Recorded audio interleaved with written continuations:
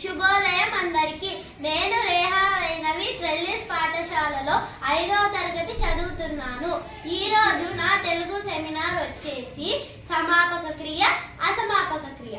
సమాపక క్రియ అంటే క్రియాపదం వాక్యాన్ని పూర్తి చేస్తే దాన్ని సమాపక క్రియ అంటారు. ఉదాహరణ, రవి పాఠం చదివాడు. ఇక్కడ రవి పాఠం చదివాడు. ఇక్కడ రవి పాఠం చదివి పనిని అయిపోగొట్టాడు. అంటే ఇక్కడ ఇది సమాపక క్రియ. చదివాడు అనేది సమాపక క్రియ. అసమాపక క్రియ. అసమాపక క్రియ అంటే క్రియాపదం వాక్యాన్ని పూర్తి చేయకపోతే దాన్ని అసమాపక క్రియ అంటారు.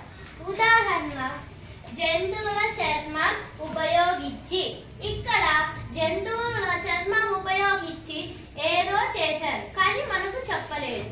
ఉపయోగించి అంటే ఇది అసమాపక క్రియ. ధన్యవాదాలు.